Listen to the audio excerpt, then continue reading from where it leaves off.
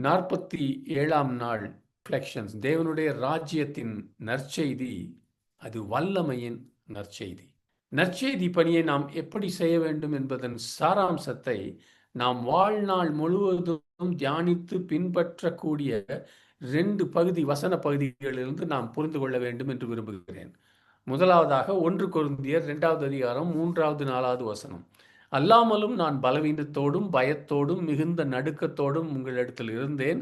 உங்கள் விசுவாசம் மனுஷருடைய ஞானத்தில் அல்ல, தேவனுடைய பலத்தில் நிற்கும்படிக்கு என் பேச்சும் என் பிரசங்கமும் மனுஷ ஞானத்துக்குரிய நயவசனமுள்ளதாயிராமல் ஆவியினாலும் பலத்தினாலும் உறுதிப்பட்டதாயிருந்தது. ரோமர் 1:16-17.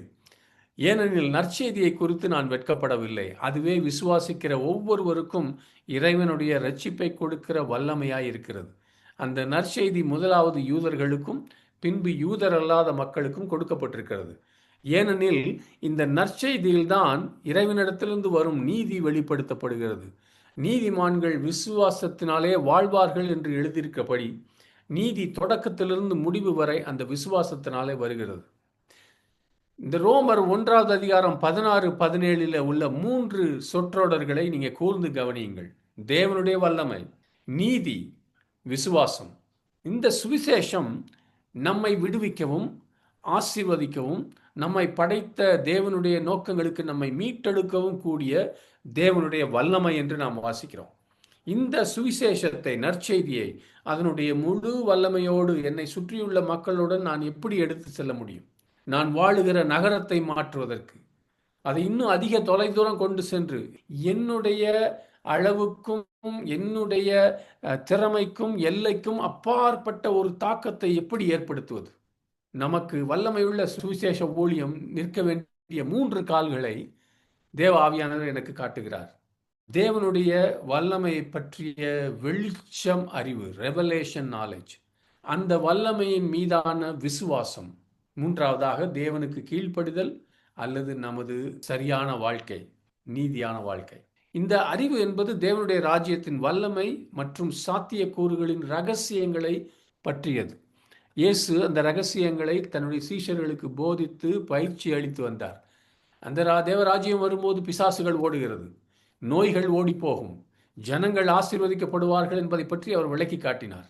நாம் தேவராஜ்யத்தின் ரகசியங்களை கற்றுக்கொண்டே இருக்க வேண்டும். பரிசுத்த ஆவியானவர் உள்ள நீதியையும் சமாதானத்தையும் பற்றி, நமக்கு ஒப்படைக்கப்பட்ட அதிகாரம் வல்லமையின் அளவை பற்றி, சிலுவையில் நிறைவு பெற்ற கிரியையை பற்றி, அவருடைய நாமத்தில், அவருடைய இரத்தத்தில், அவருடைய தழும்புகளில் இருக்கிற வல்லமையை பற்றி, நமக்குள்ளே உள்ள பரிசுத்த ஆவியானவரின் பிரசன்னத்தின் வல்லமையை பற்றி, இன்னும் பலரை குணமாக்குவதிலே அவருடைய இறையாண்மையை பற்றி, நமது விசுவாசம், அதை பெறுகிறவருடைய விசுவாசம் மற்றும் பரிசுத்த ஆவியானவரின் கிரியை, இவைகளுக்குள்ள இருக்கிற இடைவினையை பற்றி, ஒரு காரியத்தை இல்லாத ஒரு காரியத்தை உருவாக்குகிற அற்புதங்களிலும் குணமாக்குதல்களிலும் தேவனுடைய வார்த்தைக்கு இருக்கிற பிரமிக்க வைக்கும் வல்லமையும் ஆழங்களையும் பற்றி அறிந்து கொண்டே இருக்க வேண்டும். இன்னும் அதிகம் இருக்கிறது.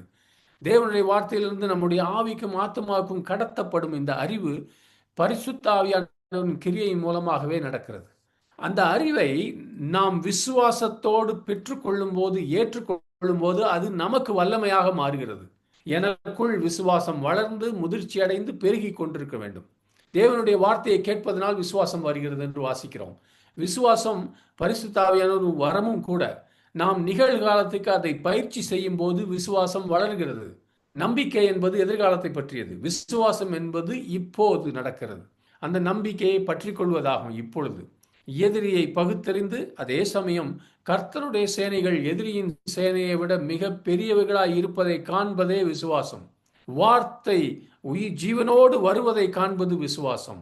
அவர் ஆம் என்று சொல்லும் போது நான் ஆமேன் என்று சொல்லுவது விசுவாசம். அவரை பற்றிய வசனங்களையும் நம்மை பற்றிய வாக்குறுதிகளையும், பரிசுத்த ஆவியானவர் நமக்கு கற்பிக்கும் ஒவ்வொரு பாடத்தையும் நம்முடைய ஆத்மா, ஆவி, சரீரத்துக்கு உண்மையான உணவாக உண்டு ஜீரணிப்பதே விசுவாசம். அதுவே நமது பலனாகவும் ஆதாரமாகவும் மாறுகிறது. 3வதாக நீதி அல்லது கீழ்ப்படிதல் என்பது மறைவிடத்தின் காரியம். இந்த வல்லமை சுவிசேஷ ஊழியர்களாகிய ரெய்னாட் பாங்கே, ஆஸ்பான் போன்றவர்கள் அதிகமாய் பேசாத விஷயம். ஆனால் அவர்கள் கர்த்தருக்கு கீழ்ப்படிவதற்காக அவர்களுடைய மறைவிடத்தில் செய்வதை பற்றியது. அது ரகசிய கீழ்ப்படிதல் என்பது முற்றிலுமே அவர்களுக்கும் அவர்களுடைய தேவனுக்கும் நடுவிலானது. ஆனால் நான் அதை மூன்றாவது திறவுகோலாக அல்லது மூன்றாவது காலாக நான் பார்க்க வேண்டும். இரவிலே பிதாவோடு தனித்திருக்கிற கிறிஸ்துவுக்கு இருக்கிற வல்லமை, விழித்திருக்கும் நேரங்களிலே கீழ்ப்படிதல் என்பது பரலோகத்துக்கு செல்லும் படிக்கட்டு. அன்றாட வாழ்க்கையிலே சிறிய காரியங்களிலே கீழ்ப்படிதல், சிந்தனை வாழ்விலே, என்னுடைய சமூக ஊடகங்களிலும் இணைய உலாவுகளிலும் எனது போராட்டம், குறை கூறுதல், ஒப்பிடுதல், மனக்கசப்புகள், அகங்கார எண்ணங்கள் ஆகியவற்றின் மீது பரிசுத்த ஆவியானவரின் கட்டுப்பாட்டை எடுக்க நான் எவ்வாறு அனுமதிக்கிறேன்? என்னுடைய மாம்ச இச்சையின் மீது, கண்களின் இச்சை, சரீரத்தின் இச்சை, ஜீவனத்தின் பெருமை ஆகியவற்றின் மீது தேவ ஆவியானவர் கர்த்தராக இருக்க அனுமதிக்கிறது. கர்த்தருக்கு எப்போதும் தெரியும் என்ற என்னுடைய உள்ளான ரகசிய எண்ணங்களிலே நான் எவ்வளவு உண்மையாக இருக்கிறேன். என் வாழ்விலே பரிசுத்த ஆவியானவரை நான் எவ்வளவு குறைவாக துக்கப்படுத்துகிறேன்.